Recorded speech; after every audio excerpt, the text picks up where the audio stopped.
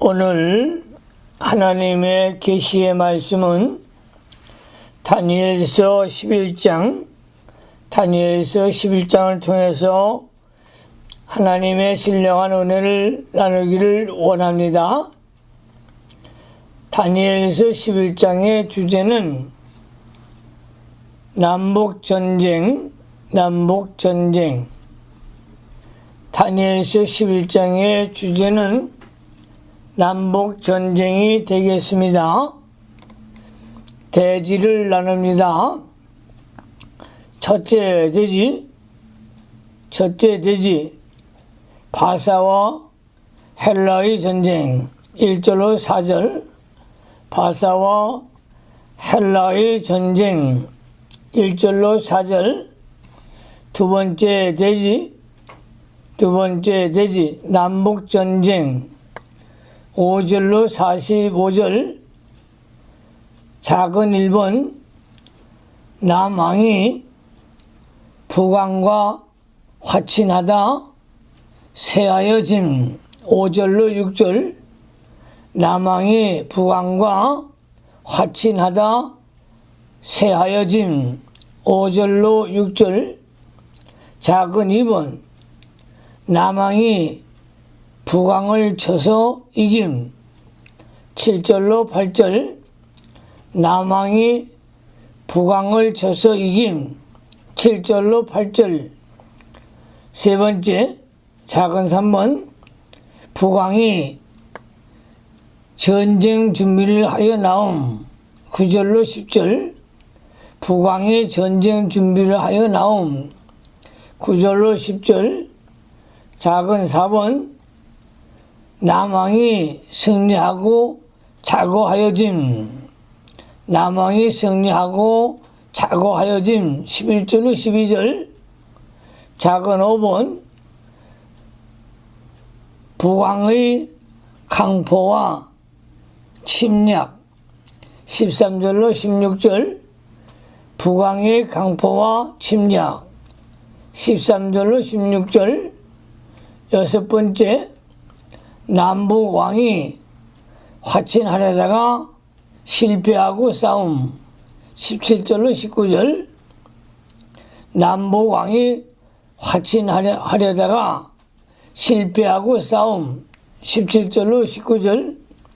일곱 번째, 북왕의 토색과 거짓과 탈취. 20절로 24절. 북왕의 토색과 거짓과 탈취. 20절로 24절. 여덟 번째, 남왕의 진미 먹는 자가 남왕을 대적하여 멸하려고 함. 25절로 27절. 남왕의 진미 먹는 자가 남왕을 대적하여 멸하려고 함.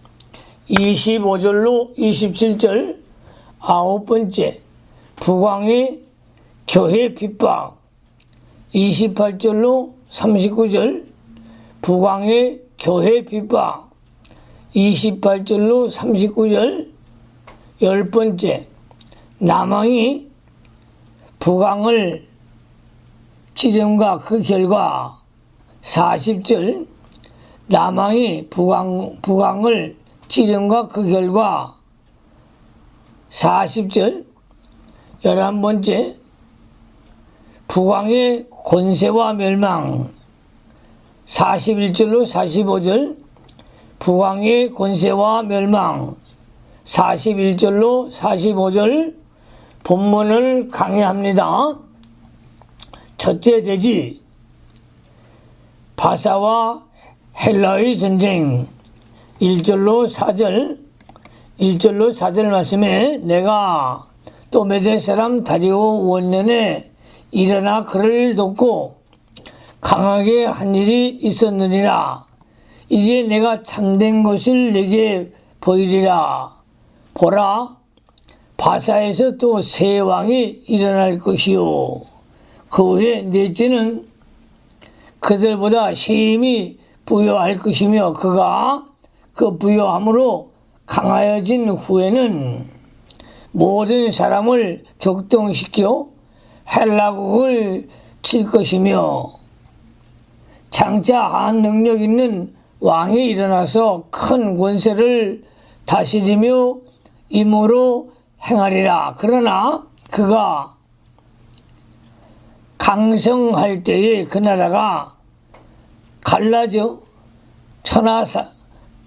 천하사방에 나눌 것이나 그 자손에게로 돌아가지도 아니할 것이요 또 자기가 주장하던 권세대로 되지 아니하리니 이는 그 나라가 뽑혀서 이 외의 사람들에게도 돌아갈 것임이니라.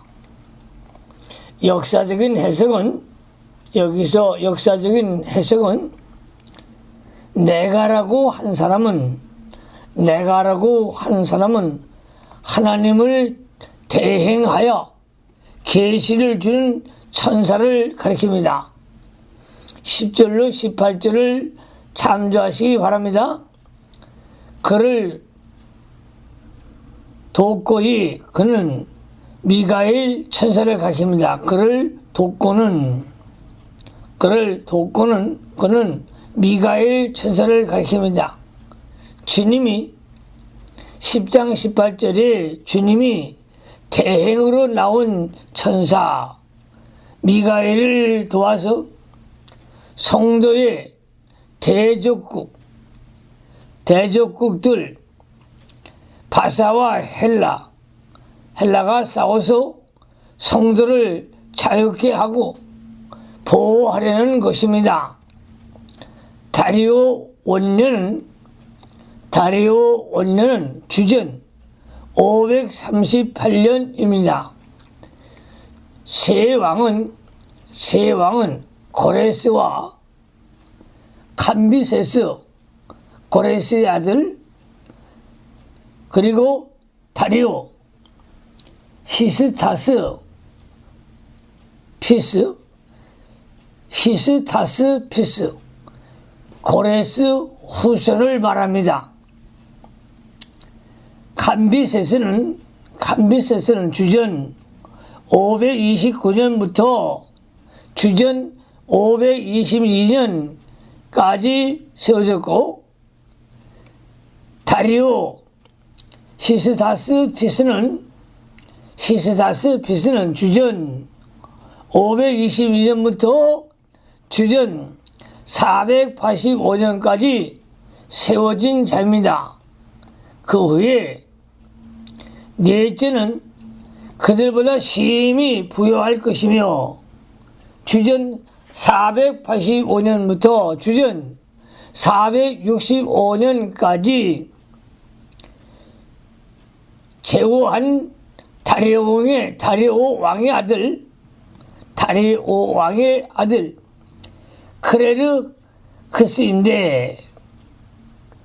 크레르크스인데 성경에는 아하스에로라고 기록이 되었습니다. 에스더 1장 1절을 참조하시기 바랍니다. 그의 판도는 인도부터 에티오피아까지 120도에 달하였고 100만 군대를 양성하여 심히 부여하였습니다. 헬라국을 칠 것이며 크세르크스가 100만 대군을 군한 1천이 척에 심고 헬라를 침공했습니다. 이때가 주전 480년입니다. 한 능력 있는 왕 주전 331년에 일어난 헬라의 알렉산더 대왕을 가리킵니다. 그 나라가 갈라져 천하사방에 나누을 것이나 알렉산더 대왕이 불과 10여 년 만에 죽고 그 헬라 나라를 네 장군이 분할 통치하였습니다. 원리적인 해석은 주님이 미가엘 천사를 보내어 저 기독교 국가와 싸워 성도를 보호하고 구출해 줄 것을 가리킵니다.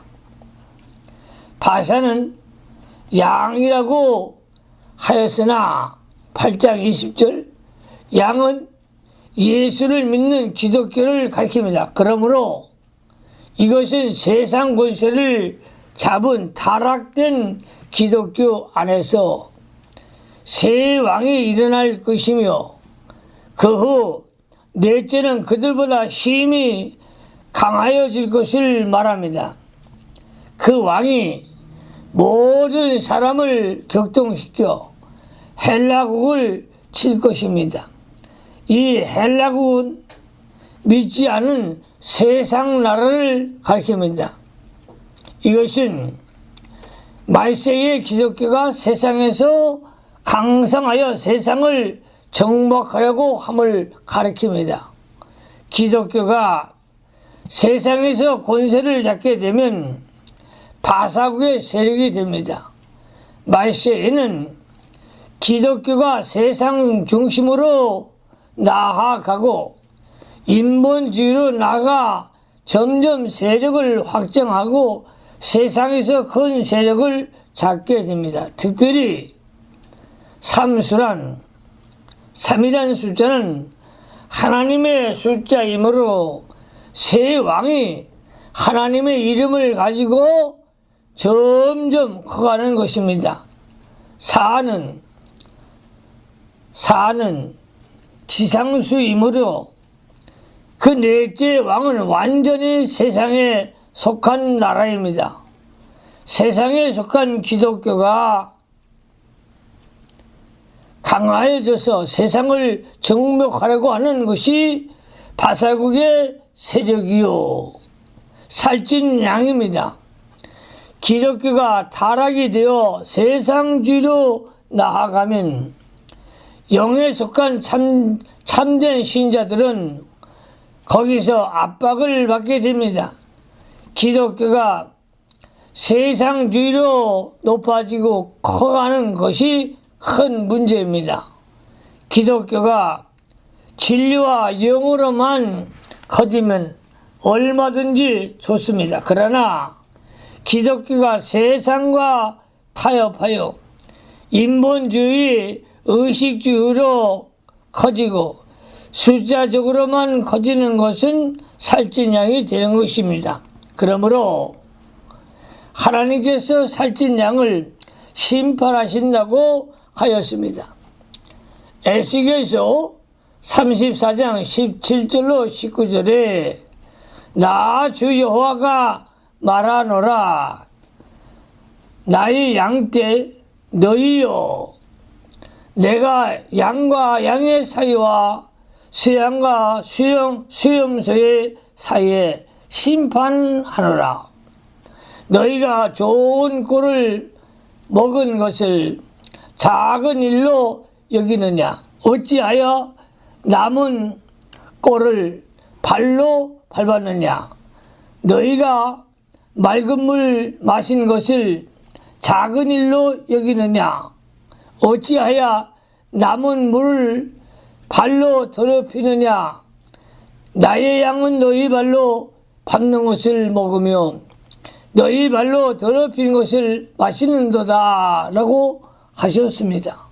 하나님께서 좋은 꼴을 주셨는데 타락하여 자기도 먹지 않고 남도 먹지 못하도록 발로 밟는다는 것입니다. 즉 참된 진리와 생명의 역사를 발로 밟아 버린다는 것입니다. 오늘날 인본주의 기독교가 진리를 받고 영의 새 생명 운동을 밟고 권세주의의 교파주의로 나아가서 큰 교파를 자랑하고 세력만 확장하는 데 빠져 있습니다. 그러나 진리와 영감으로 영적 생명 운동이 커지는 것은 아무리 커져도 살찐 양이 아니고 파리한 양입니다. 기독교의 이름을 가지고 인본주의와 세상주의로 커진 살찐 양입니다. 에스겔 34장 20절로 21절에 살찐 양이 파리한 양을 옆구리와 어깨로 넘어뜨리고 모든 병든 자를 뿔로 받아 머리를 흩뜨게 한다고 하였습니다. 진리와 영감 안에서 가난한 심령을 가지고 나아가는 참 복음 운동을 인본주의로 커진 기독교가 핍박하여 발로 짓밟으려고 하는 것입니다. 기독교가 사회에 참여해야 한다거나 사회 구원을 주장하는 것은 다 잘못된 것입니다. 기독교는 천국 운동을 하는 것이며 세상 운동을 하는 것이 아닙니다. 그러므로 사회 참여 운동하는 것은 잘못된 것입니다. 기독교가 사회에 참여하고 정치 운동을 하는 것은 탈선한 것입니다. 성도가 세상에서 소금과 빛이라고 하였으나 이것이 사회에 참여를 의미하는 것이 아닙니다.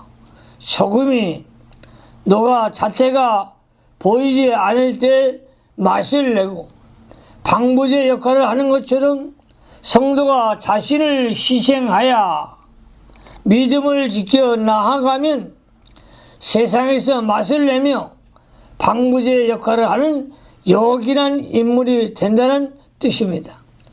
교회 정치는 분리되어야 합니다. 기독교는 하나님의 말씀만을 전하고 그 말씀을 지켜 나아가면서 영적 세계를 건설해 나가야 합니다. 그러나 그가 강성할 때 그 나라가 갈라져 천하 사방에 나눌 것이나 8장에 보면 염사가 두 눈 사이에 있는 뿔로 양을 받아 거꾸로 뜨리려고 밟았다고 하였습니다. 이것은 헬라의 모든 세력이 합하여 바사의 세력을 꺾는다는 뜻입니다. 8장 5절로 7절을 참조하시기 바랍니다. 두 번째 대지로 갑니다. 두 번째 대지 남북전쟁 5절로 45절 작은 일본 남왕의 부강과 화친하다 세하여짐 5절로 6절 말씀에 남방의 왕은 강할 것이나 그 군들 중에 하나는 그보다 강하여 권세를 떨치리니 그 권세가 심히 클 것이요 몇 해 후에 그들이 서로 맹약하리니 곧 남방 왕이 땅의 북방 왕에게 나아가서 화친하리라. 그러나 이 공주의 힘이 쇠하고 그 왕은 서지도 못하며 권세가 없어질 뿐 아니라 이 공주와 그를 데리고 온 자와 그를 낳은 자와 그때에 도와주던 자가 다 버림을 당하리라. 역사적인 해석은 여기서는 유다 성지를 중심으로 남북 두 나라가 나왔습니다. 남방 왕은 애굽의 달레미 헬라테피스이고 북방 왕은 스리와 왕 안티오코스 2세 실루코스의 아들을 가리킵니다. 몇 해 후에 그들이 서로 맹약하리니 곧 남방왕의 딸이 북방왕에게 나아가서 화친하리라. 남북 간에 수년간 전쟁하다가 남방왕 애굽이 북방왕 스리아에게 패함으로 남방왕의 딸 베레니스를 북방왕의 아내로 주어 화친하게 되었습니다. 여기서 원리적인 해석은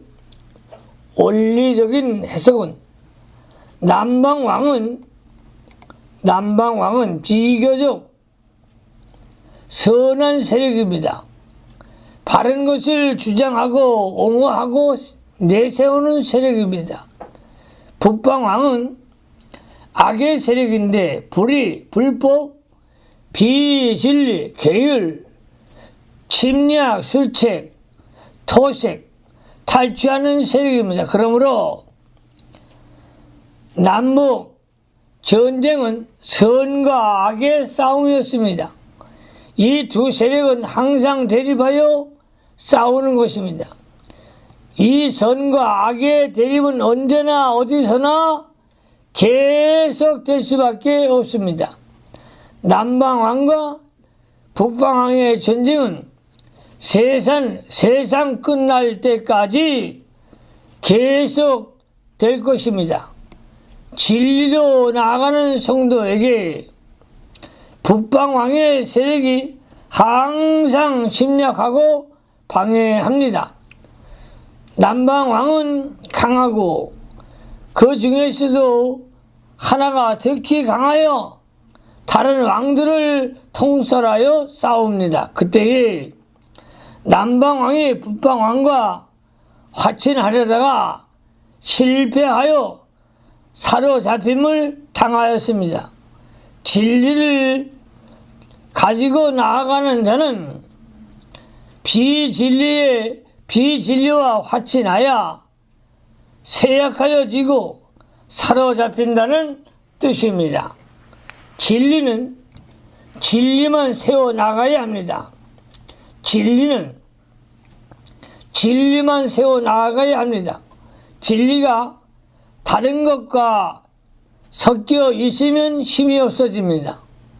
진리와 비진리가 섞어 있으면 비진리는 강하여지고 진리는 약하여집니다. 곡식밭에 가라지가 섞여 있으면 곡식이 제대로 자라지 못하는 것과 같습니다. 진리가 비진리를 용납하고 타협하면 생명력이 없어지고 아무 힘이 없어지게 됩니다.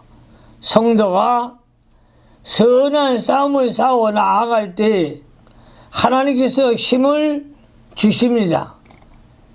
에큐메니칼 운동은 싸움만 초교파적으로 하고 신앙은 각자 자기들 식대로 지키겠다고 합니다. 그러나 사업은 신앙의 열매이므로 교리를 달리하면서 사업만 같이 할 수 없습니다. 진리를 세워나가는 사람이 비진리와 화친하면 그때부터 힘이 없어집니다. 아닌 것은 아니라고 진리만 따로 세워나가야 합니다. 고린도 후서 6장 17절에 너희는 저희 중에서 나와서 따로 있고 부정한 것을 만지지 말라고 했습니다. 드아지아 교회는 이세벨을 영접하였다가 환난을 당하고 자녀들이 죽임을 당하였습니다. 요한계시록 2장 18절로 23절을 참조하시기 바랍니다. 옳다고 주장하는 것을 포기해버리면 아무 힘이 없고 삼손이 머리 꺾인 거와 같이 됩니다. 그러므로 진리를 지키기 위해서 생명을 내어놓고 나아가야 합니다. 남방 왕의 딸이 나아가서 화칠한다는 것은 남방 왕이 직접 가는 것이 아니라 남방 왕에게서 나온 가장 가까운 사랑하는 사람이 북방 왕에게 화친하기 위하여 나간다는 것입니다. 악과 불의와의 타협은 가장 악한 사람을, 가장 약한 사람을 통해서 들어오고 가장 가까운 사람을 통해서 들어옵니다. 이것은 남방 왕이 약하여지고 실패하는 것입니다. 작은 2번으로 갑니다. 남왕이 북방을 쳐서 이김. 7절로 8절. 7절로 8절 말씀에 그러나 이 공주의 본족에서 난 자 중에 하나가 그의 위를 이어 북방 왕의 군대를 치려 와서 그의 성에 들어가서 그들을 쳐서 이기고 그 신들과 부호 만든 우상들과 그 은과 금의 아름다운 기구를 다 노력하여 애굽으로 가져갈 것이요 몇 해 동안 그가 북방 왕을 처치 아니하리라. 여기서 역사적인 해석은 공주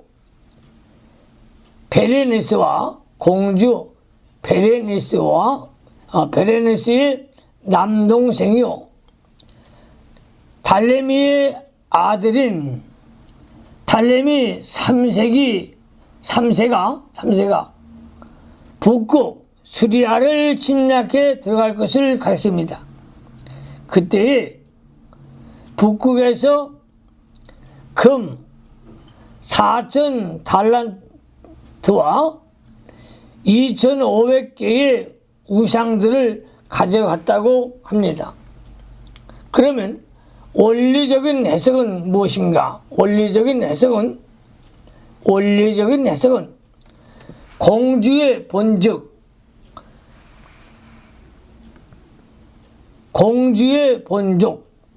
공주의 본적 즉 남방 왕의 족속 중에 난 자 하나가 남방 왕을 대신하여 나가서 북방 왕의 군대를 쳐서 이겼습니다. 남방 왕 진리와 선은 북방 왕 비진리와 악과 싸워야만 이길 수 있고 타협해서는 안 됩니다. 싸우되 누가 나가서 싸우는가? 싸우되 누가 나가서 싸울 것인가? 원 그루터기에서 나온 한 가지와 같은 새로운 세력, 즉 새 생명의 역사, 중생한 영으로 힘있게 싸워 나가야 합니다. 그때에 북방왕을 쳐서 이길 수 있습니다. 다윗이 골리앗과 싸운 것도 남방왕과 북방왕의 전쟁입니다. 다윗은 남방왕이고 골리앗은 북방왕이라고 볼 수 있습니다. 다윗은 그 속에 역사하는 새 생명을 가지고 골리앗을 쳐서 이긴 것입니다. 그러므로 우리가 묵은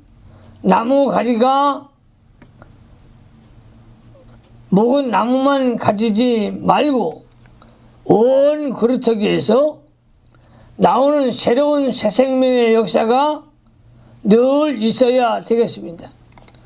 우리가 회개하면 새로운 역사가 나오고 새 생명이 나옵니다.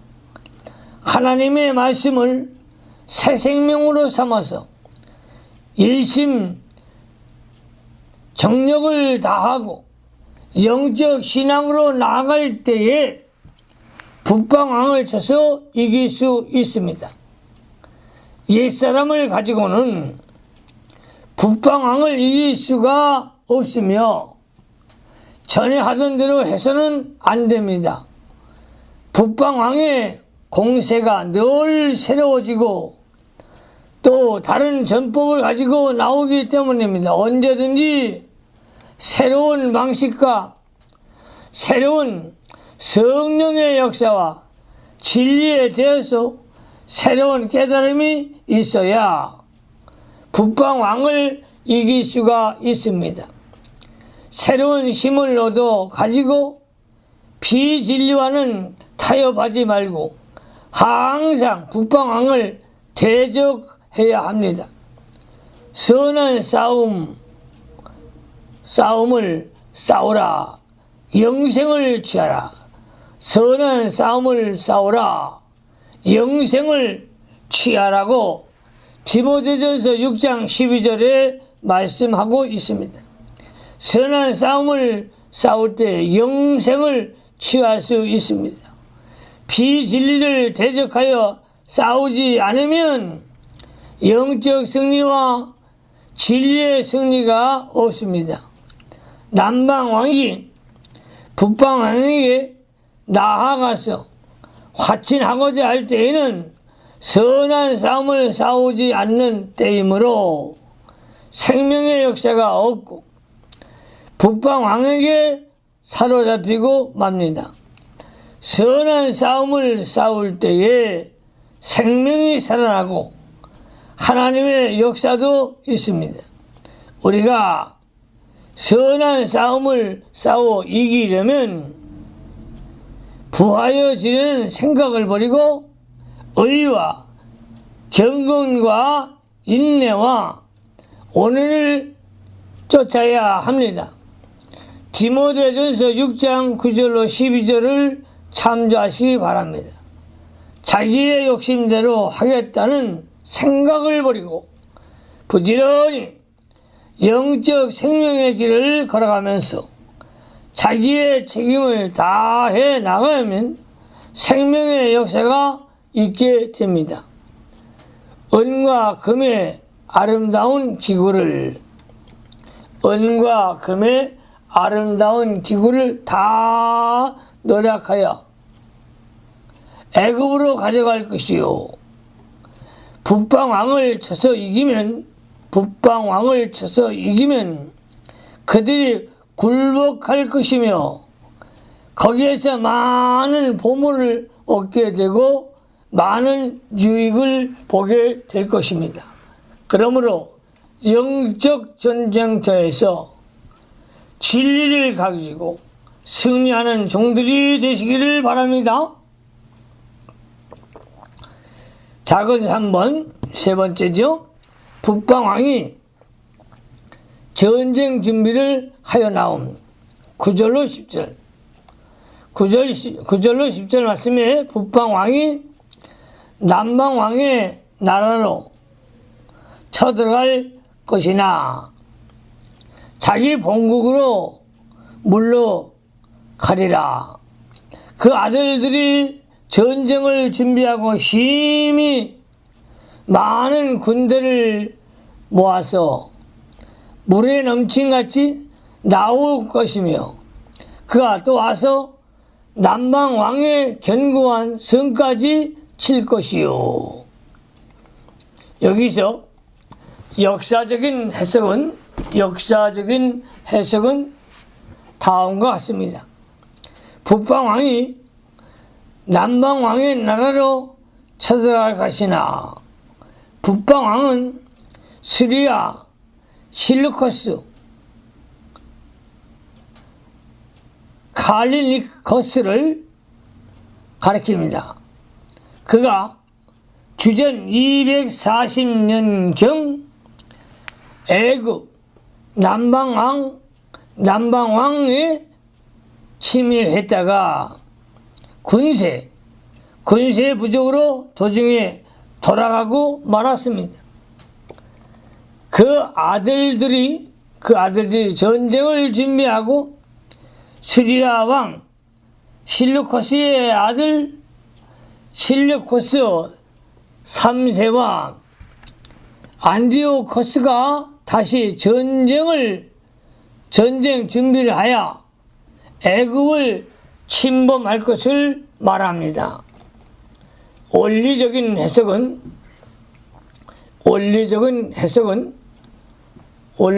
해석은 다음과 같습니다. 북방왕 악의 세력이 쳐들어와도 하나님을 의뢰하고 성령을 힘입어 진리로 싸우면 악의 세력이 물러가게 됩니다. 북방왕이 실패하고 돌아갔으나 다시 전쟁을 위해 군사를 양성하고 다시 쳐들어갈 기회를 기다렸습니다. 그리하여 과거보다 더 많은 군사와 더 큰 세력으로 남방왕을 공격하여 견고한 성까지 쳐들어갔습니다. 남방왕이 북방왕을 물리치고 일시적 평화롭다고 하여 안심하면 안 됩니다. 북방왕이 들어가서 더 큰 세력을 쳐들어올 준비를 한다는 것을 알고 남방왕도 더욱 실력을 길러야 합니다. 평안할 때에 실력을 기르지 않으면 악의 세력이 쳐들어올 때 감당하지 못하게 됩니다. 성도가 마귀를 한번 물리쳤다고 하여 안심하면 안 됩니다. 사단 마귀가 다시 큰 세력으로 대적해 올 것을 미리 알고 영적 실력을 길러 나아가야 합니다. 성도가 좀 더 깊은 진리를 깨달아 진리의 영감으로 무장해야 합니다. 주여, 성경에 능통한 자가 되게 하시옵소서. 창세기부터 요한기 기록까지 성경이 구구절절 열려지는 종이 되어달라고 하나님께 기도하며 하나님의 말씀을 묵상하며 영적으로 실력이 충만해야 될 줄로 믿습니다. 얼마 후에 북방왕이 신무기를 준비하여 새로운 전법으로 침공해 올 것이므로 거처에 대한 만반의 준비를 할 때입니다. 북방왕들이 어떻게 하든지 남방왕을 완전히 멸망시키려는 것 같이 마귀는 언제나 하나님의 교회를 모두 파괴하여 성도들의 구원 운동을 어떻게 하든지 방해하려고 합니다. 견고한 성까지 칠 것이요. 마귀가 성도나 교회의 요긴한 위치까지 쳐들어온다는 뜻입니다. 마귀는 예수님의 제자인 베드로에게까지 들어가서 예수님을 넘어뜨리려고 하였습니다. 작은 4번으로 갑니다. 4번. 남왕이 승리하고 자고하여짐. 11절로 12절 11절로 12절 말씀에 남방왕은 크게 노하여 나와서 북방왕과 싸울 것이다. 북방왕이 큰 무리를 일으킬 것이나 그 무리가 그의 손에 붙임 바 되리라. 그가 큰 무리를 사로잡은 후에 그 마음이 스스로 높아져서 수만 명을 엎드려뜨릴 것이나 그 세력은 더하지 못할 것이요. 여기서 역사적인 해석은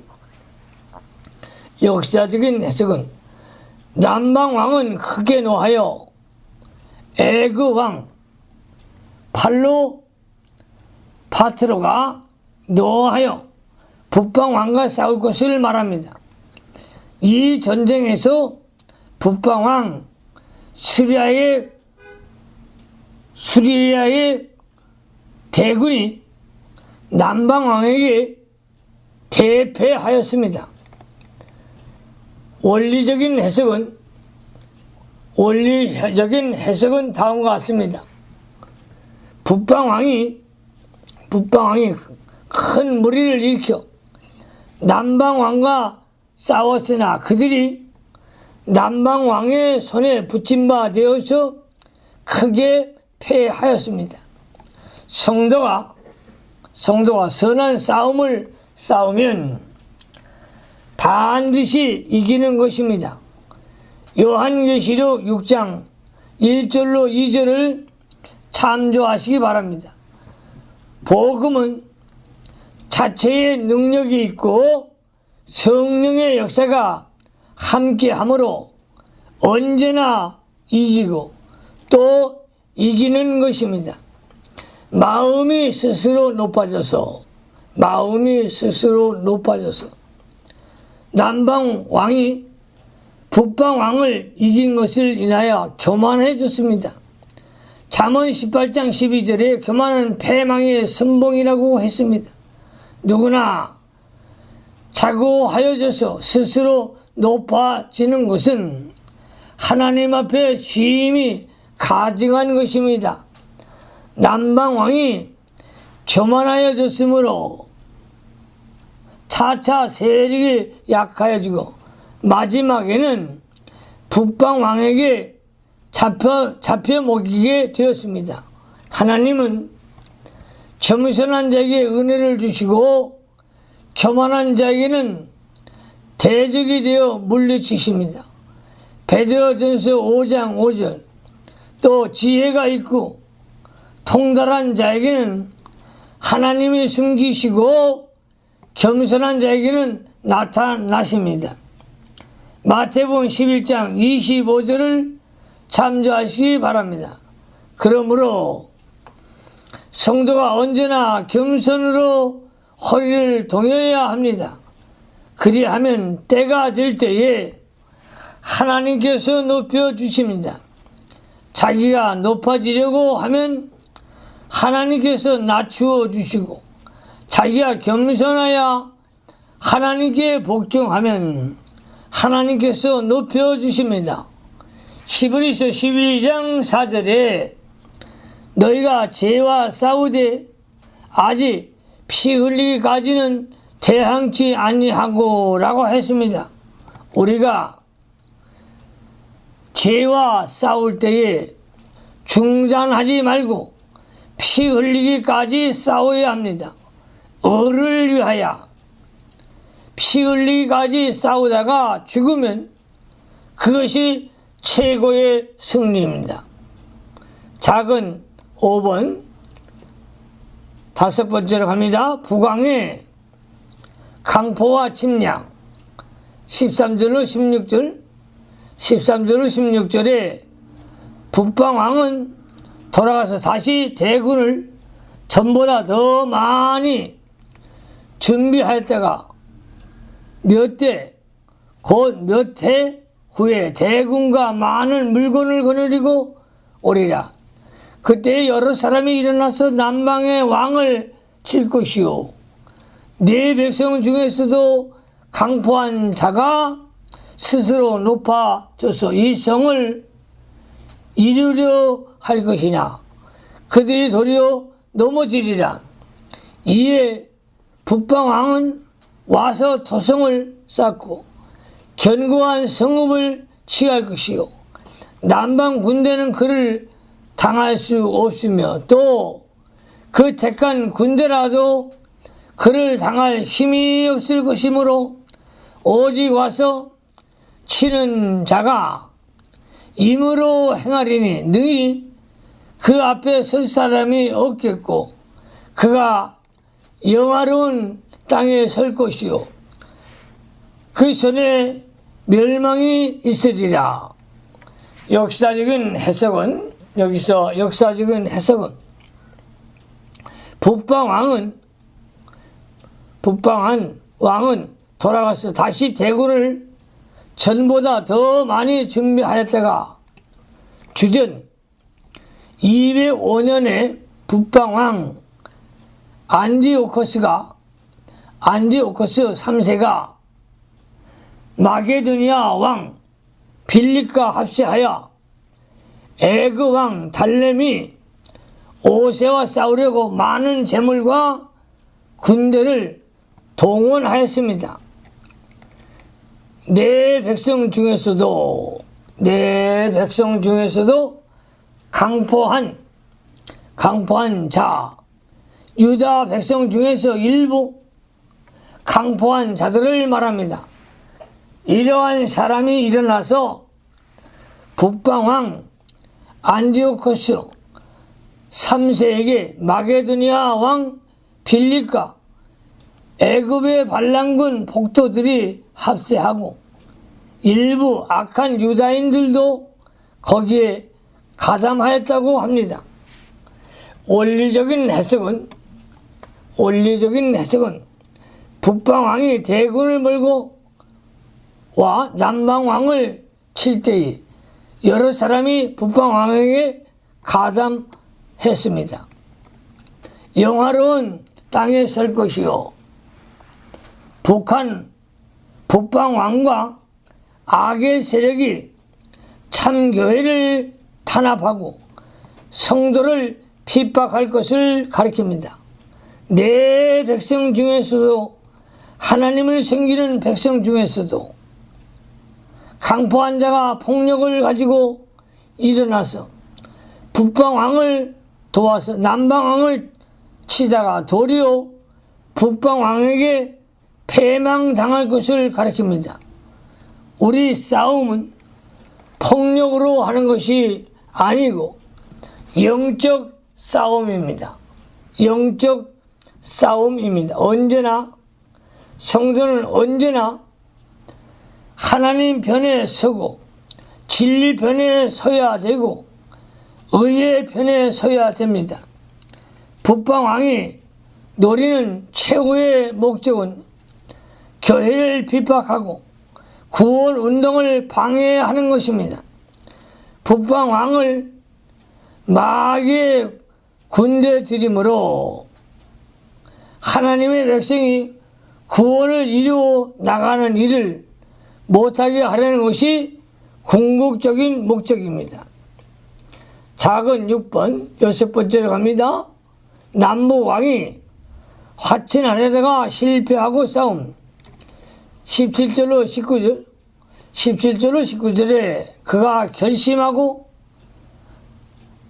전국의 힘을 다하여 이르렀다가 그와 화친한 것이요 또 여자의 딸을 그에게 주어 그 나라를 패망케 하려 할 것이나 이루지 못하리니 그에게 무익하리라. 그 후에 그가 얼굴을 섬들로 돌이키게 많이 취할 것이나 한 대장이 있어서 그의 보이는 수욕을 싣고 그 수욕을 그에게로 돌릴 것이므로 그가 드디어 그 얼굴을 돌이켜 자기 땅 산성들로 향할 것이나 거쳐 넘어지고 다시는 보이지 아니하리라. 역사적인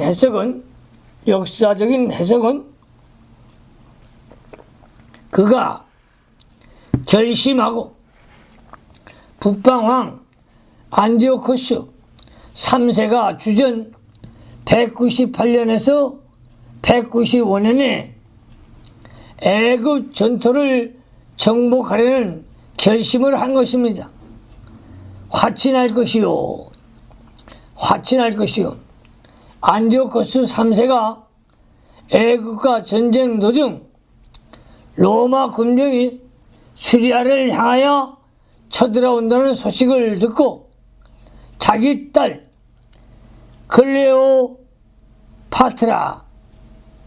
애굽 왕비로 삼게 하여 화친한 뒤에 본국으로 돌아갔습니다.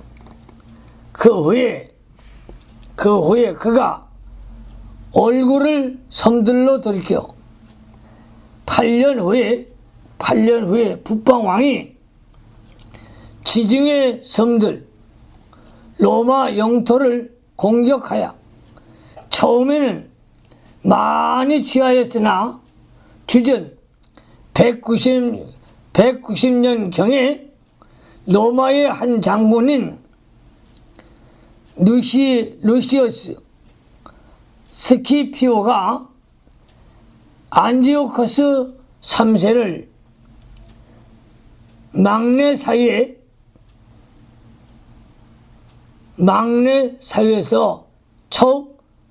막내 시아에서 물리쳤습니다.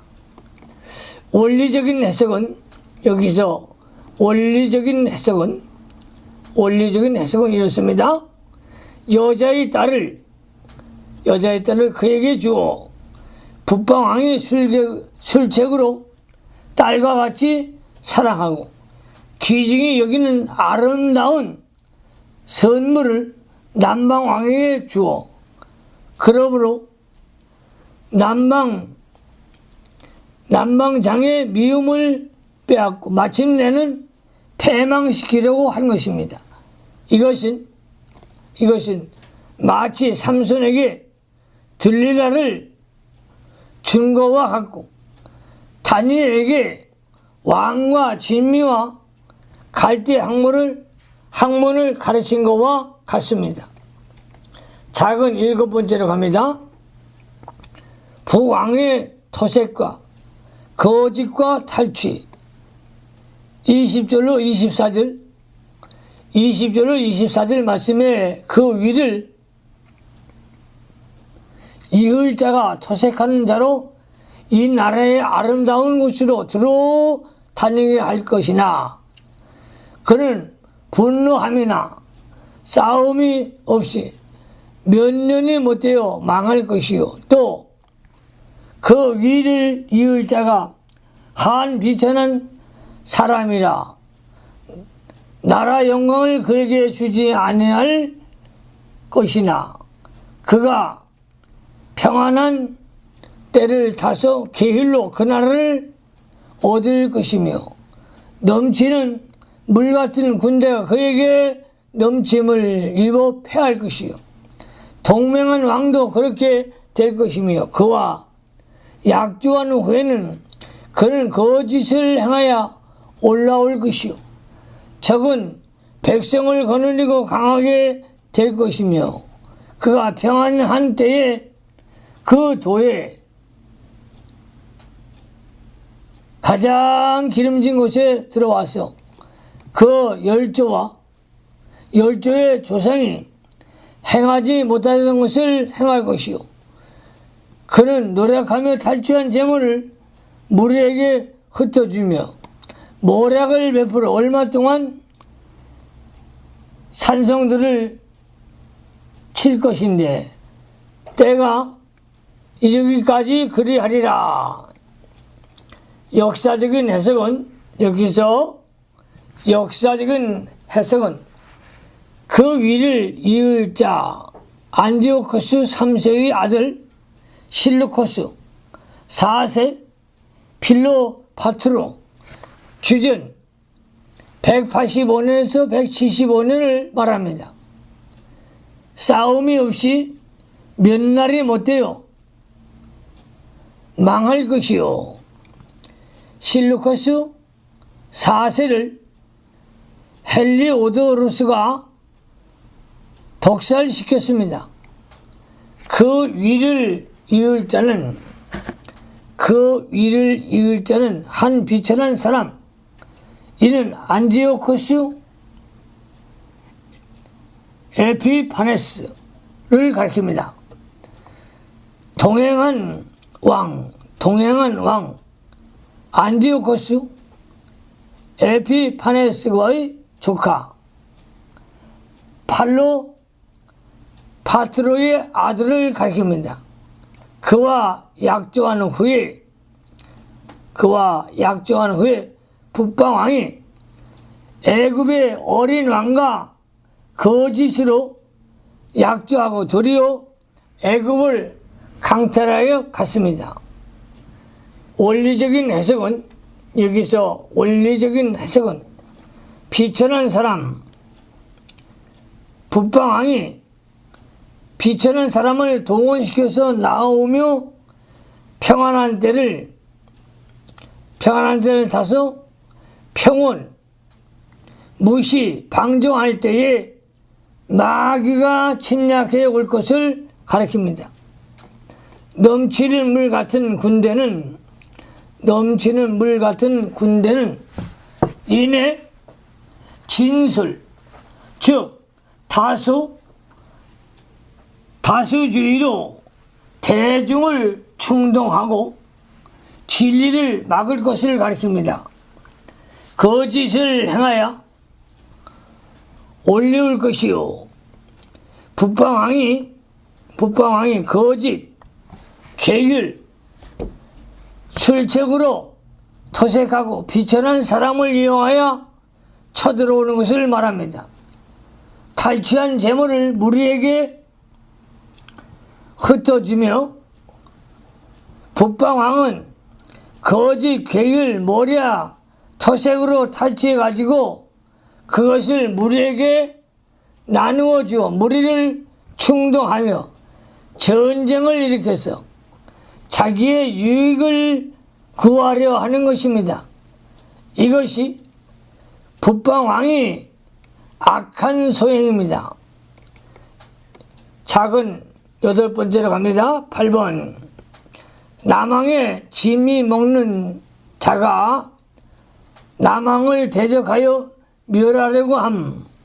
25절로 27절에 그가 그 힘을 떨치며 용맹을 발하여 큰 군대를 거느리고 남방왕을 칠 것이요. 남방왕도 심히 크고 강한 군대를 거느리고 맞아 싸울 것이나 능히 당하지 못하리니 이는 그들이 모략을 베풀어 그를 치민이라.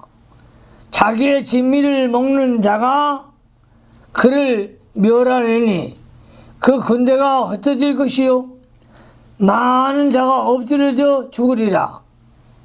이 두 왕이 마음에 서로 해하고자 하여 한 밥상에 앉았을 때에 거짓말을 할 것이라. 일이 형통하지 못하리니 이는 작정된 기한에 미쳐서 그 일이 끝날 것임이니라. 역사적인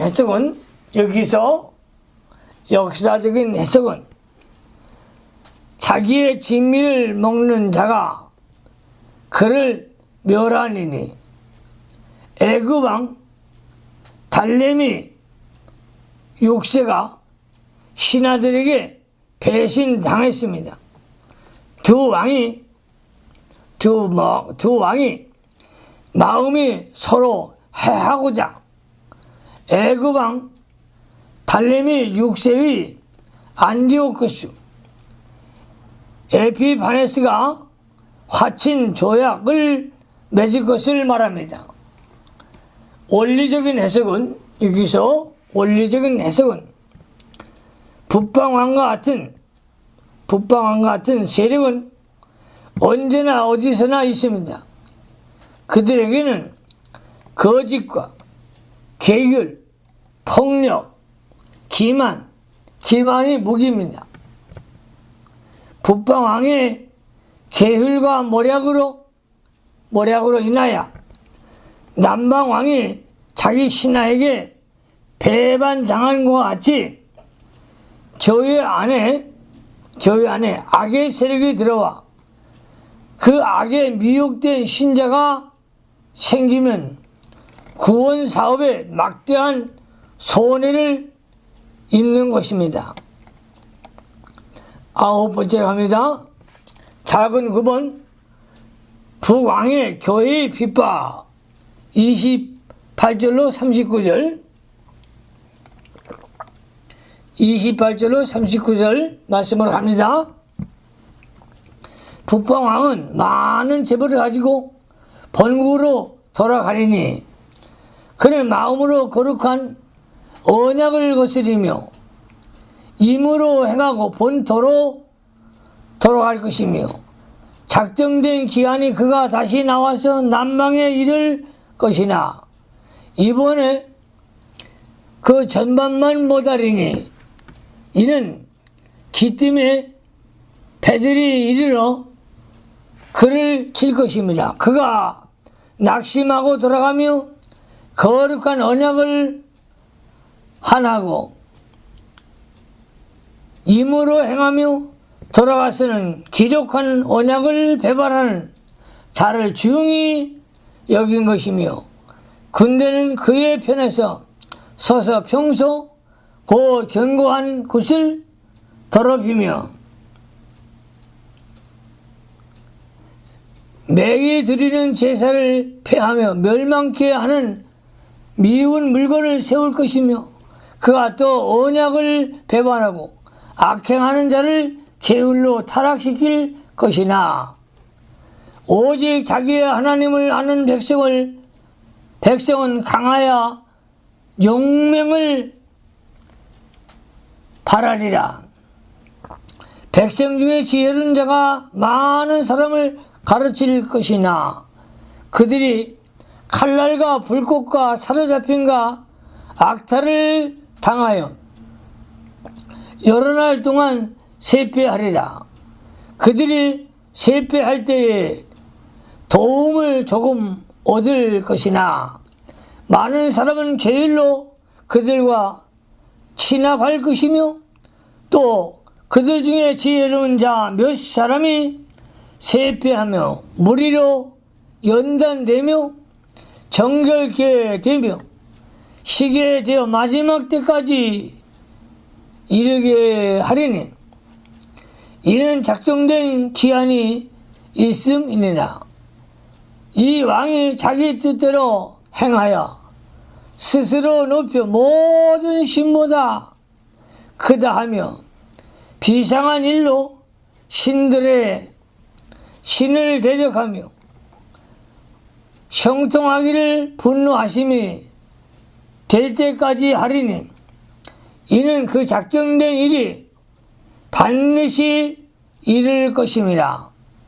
그가 모든 것보다 스스로 크다 하고 그 12의 신들과 여자의 사모하는 것을 돌아보지 아니하며 아무 신이든지 돌아보지 아니할 것이나 그 대신에 세력의 신을 공경할 것이요 또 그 12가 알지 못하는 신에게 금은 보석과 보물을 드려 공경할 것이며 그는 이방신을 힘입어 크게 견고한 산성들을 취할 것이요 무릇 그를 안다는 자에게 영광을 더하여 여러 백성을 다스리게도 하며 그에게서 뇌물을 받고 땅을 나눠주기로 하리라. 역사적인 해석은 다음과 같습니다.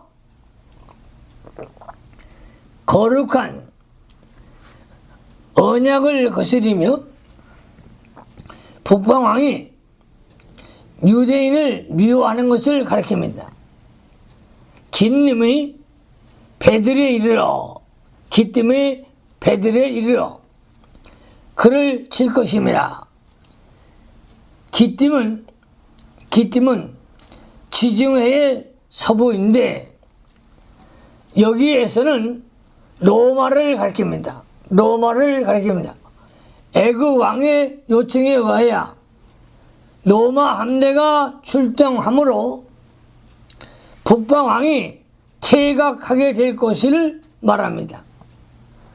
거룩한 언약을 배반한 자를 중히 여길 것이며 로마 군대에 의하여 퇴각한 북방 왕이 유다에 들어와 유다인을 학살하고 성전을 모독하였습니다. 그러나 헬라주의 유다파들은 북방 왕과 합세하였습니다. 이들이 거룩한 언약을 배반한 자들입니다. 군대는 그의 편에 서서 실제 군대는 아닌 것 같고 타락한 제사장들과 배신한 유다인들을 말한 듯 합니다. 이 왕은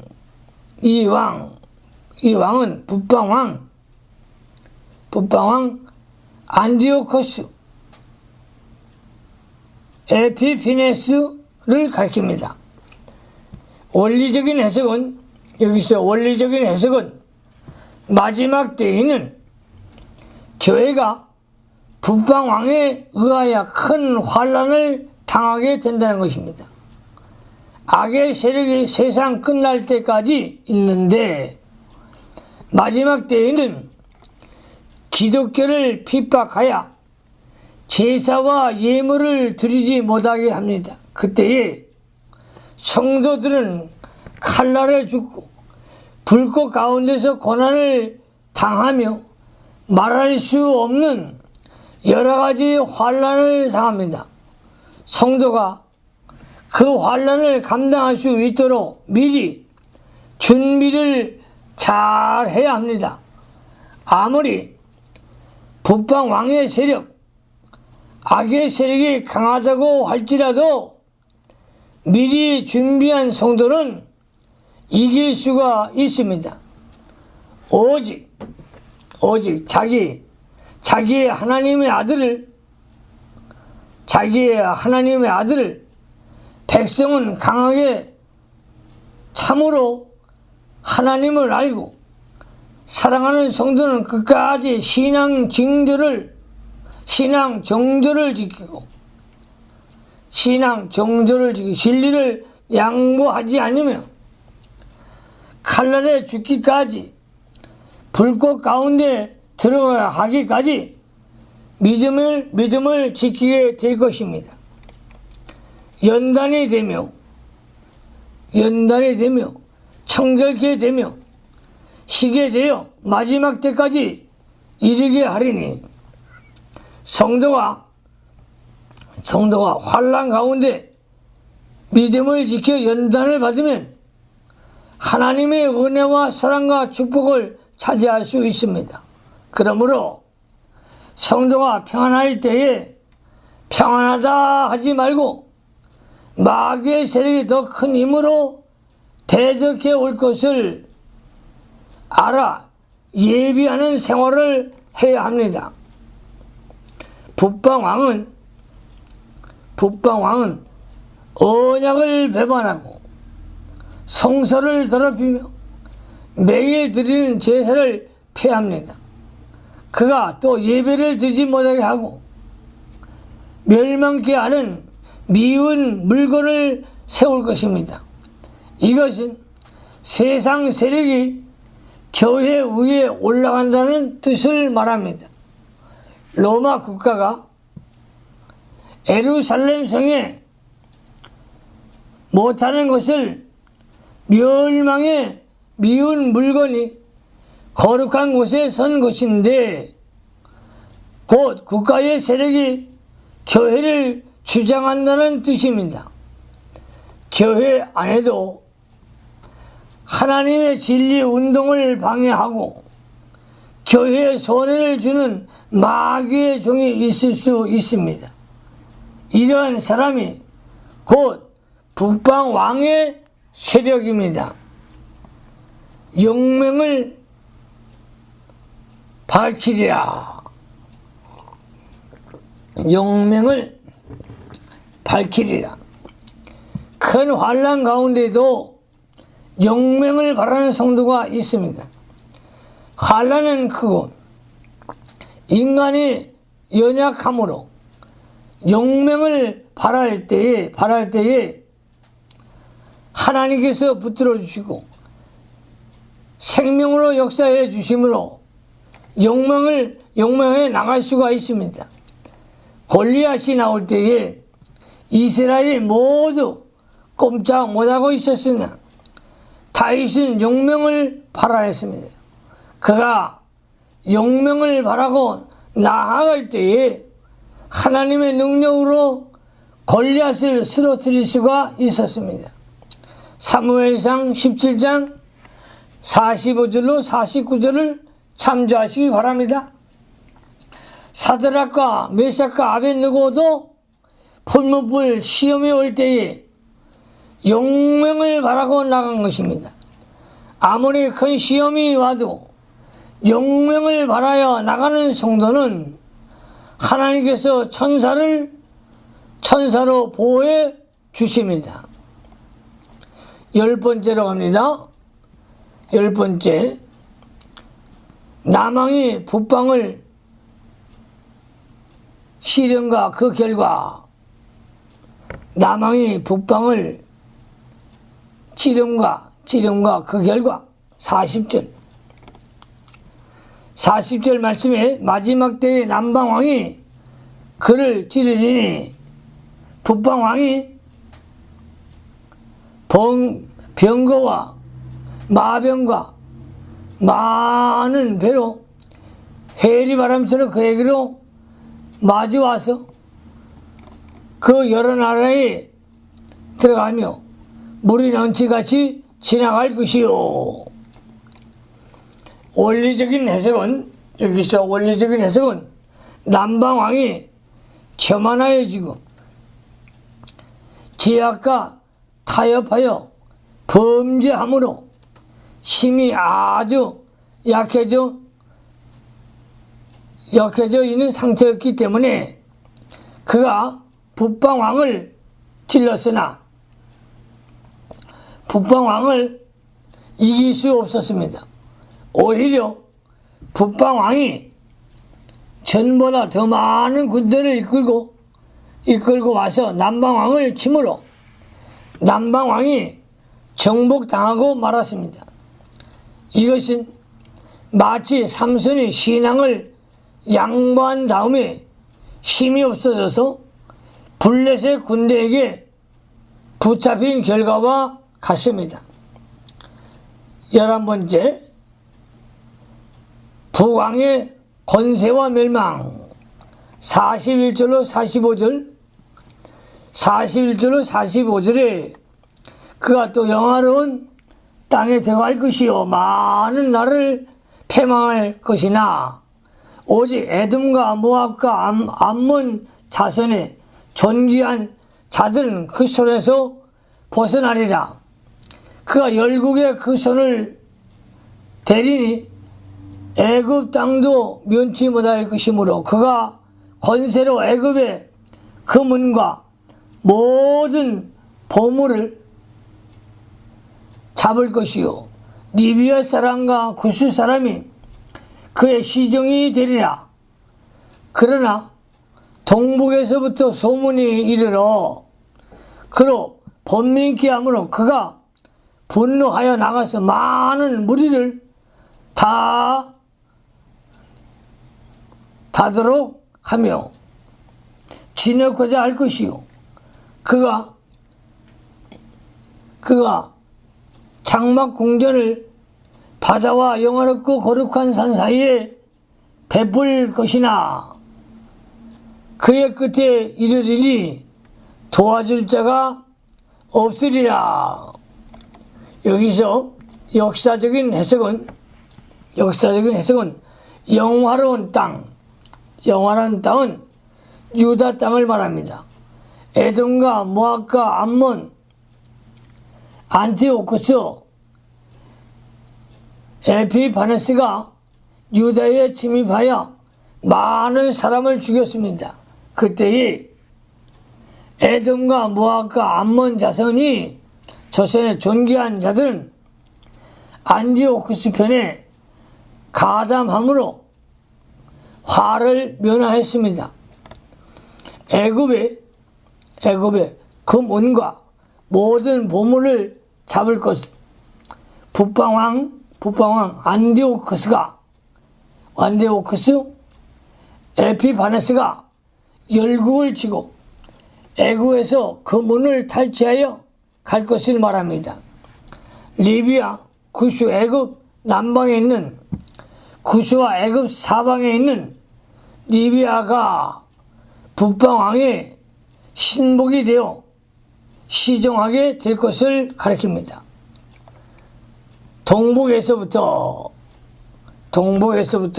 소문이 이르러 북방왕이 애굽을 침략할 때에 동북지방 바벨론, 바사, 알메니아 등지에 반란이 일어났다는 소문을 듣고 되돌아갔습니다. 원리적인 해석은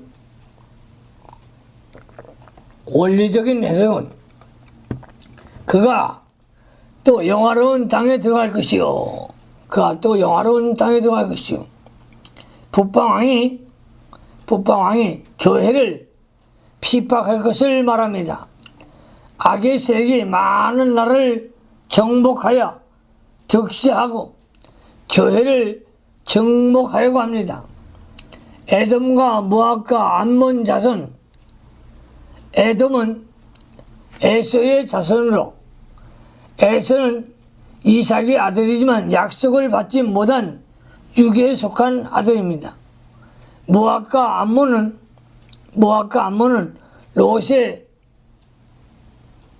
롯이 자기 딸에게 난 자손이므로 성도의 권속이지만 육에 속한 족속이며 약속의 자손이 아닙니다. 이삭이나 롯의 가정은 신자의 가정으로서 오늘날 교회와 같습니다. 에돔과 모압과 암몬은 속화된 교회와 타락된 신자들을 가리킵니다. 마귀가 육에 속한 신자들은 자기가 이용할 수 있기 때문에 핍박하지 않습니다. 참 신자들은 칼날과 불꽃과 사로잡힘과 약탈을 당하게 됩니다. 33절을 참조하시기 바랍니다. 육에 속한 신자들은 핍박을 안 받고 일시 그 손에서 벗어나게 됩니다. 참 성도는 현재는 환난을 받으나 결과적으로는 승리할 것이며 생명과 기쁨과 소망이 있습니다. 동북에서부터 소문이 이르러, 여기서 동쪽은 하나님의 방향을 가리킵니다. 그러므로 이것은 하나님의 심판의 소문인 듯 합니다.